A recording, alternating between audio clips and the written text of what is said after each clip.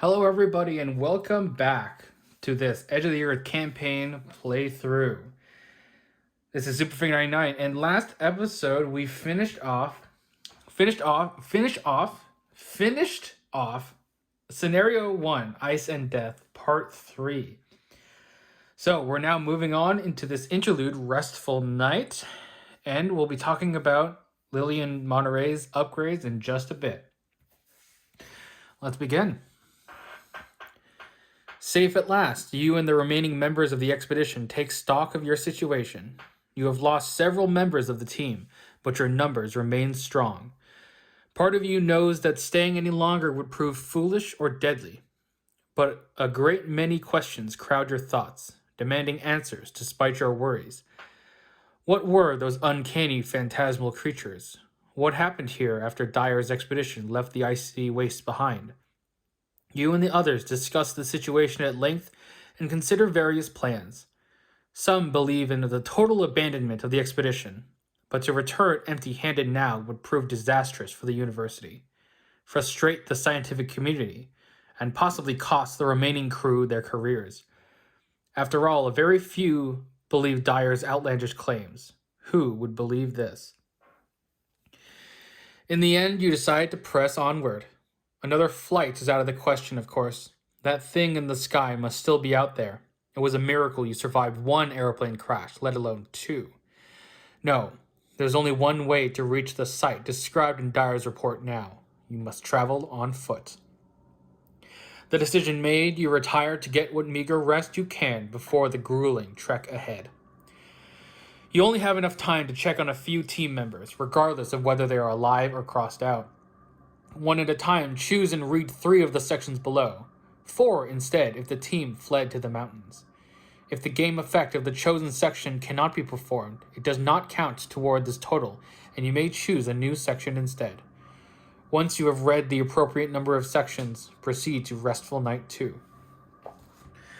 So I think we're going to start with checking out Ronald Ellsworth stuff.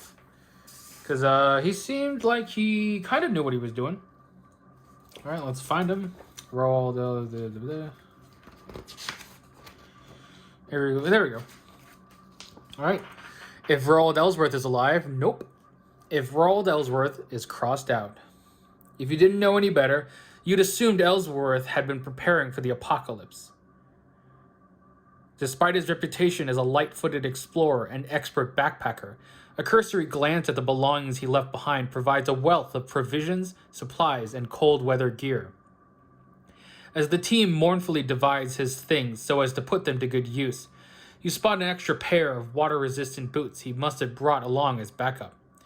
You don't know if any of you could truly follow in his footsteps, but at least with these you might be able to walk in his shoes. Any one investigator may add the Ellsworth's Boots story asset to their deck. This card can be found in the Memorials of the Lost encounter set. It does not count toward that investigator's deck size. Ah, that's good. Ellsworth's Boots. Oh, it's the hiking boots image. It is a 2-cost asset with an agility and a wild icon. It is item and clothing and footwear traded. Limit 1 footwear per investigator. As a reaction, after the last clue is discovered from your location, exhaust Ellsworth's Boots. Move to a connecting location or discard Ellsworth's Boots to move to any revealed location. This is just hiking boots, but better. Well, yeah, okay, Monterey's going to take it. I was planning to get hiking boots in Monterey. I guess I don't necessarily need to now. That's sick. Whoa, that's so sick. All right, who else should we talk to?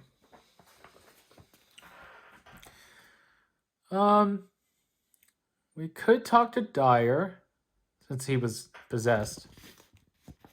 We could also talk to Mala, maybe? I really don't know. Yeah, let's talk to Professor Dyer first. I think he was the first one.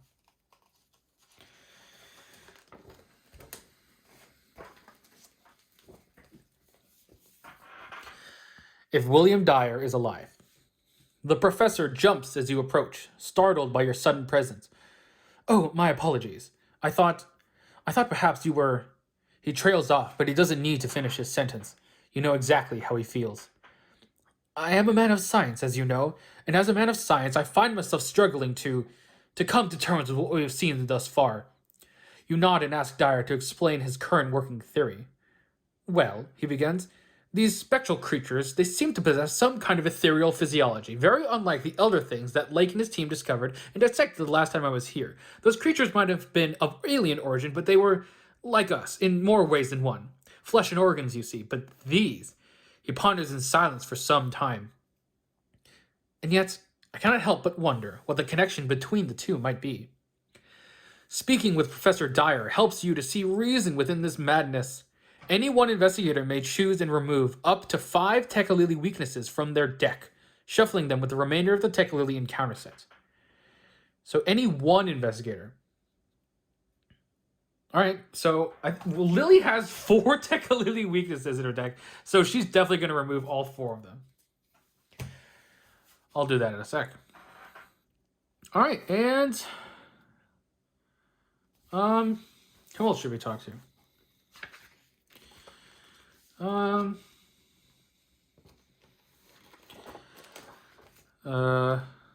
Well, Rolls is dead.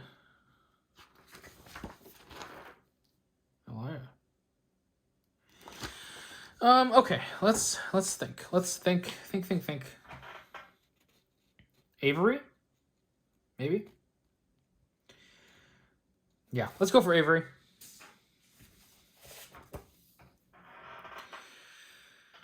If Avery Claypool is alive, Claypool is examining a map of the Ross ice shelf as you approach, tracing his fingers over topographical lines.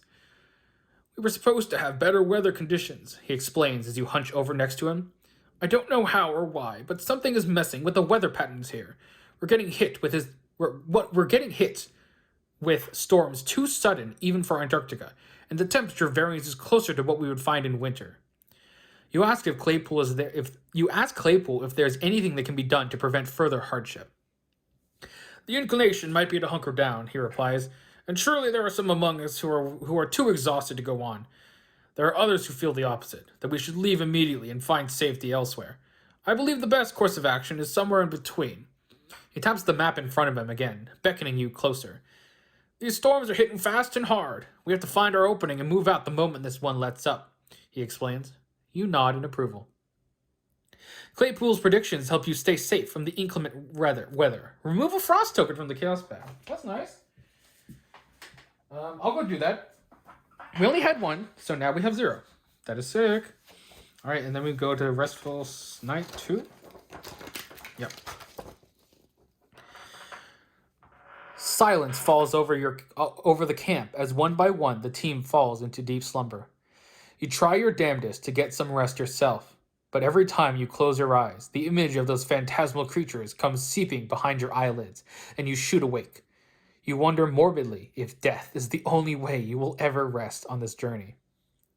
Check the expedition team section of the campaign log. If there are 3 or more names crossed out, proceed to Restful Night 3. Otherwise, skip to Scenario 2, The Forbidden Peaks. So this was interesting to me. We didn't reach this point either yet, but basically this leads to a new scenario, like a side quest, if you will. But only if you have 3 or more names. We only have 1, of course. Only Roald has perished. He perished in the airplane. All right, so then we proceed to Scenario 3. Scenario 2, to the Forbidden Peaks. And obviously, we will read that next time. Let's first talk about upgrades. Lily, easy peasy. Cyclopean Hammer instead of some shriveling. Monterey Jack, I decided to upgrade his Archive of Conduits. I chose the Gateway to Acheron, which is a 4-cost asset. Level 4, it has 2 intellect and 1 wild icon. It is a ritual and takes up an arcane slot. It is researched, uses 4 ley lines, limit 1 per deck. As a free triggered ability, you can move a ley line from this asset to a revealed location. As an action, choose an investigator and a revealed location with a ley line. That investigator moves to that location. You may remove the ley line to have them take an investigate action. This is just sick because we can just set up ley lines all across the map and just move people anywhere. Move Monterey or Lily anywhere.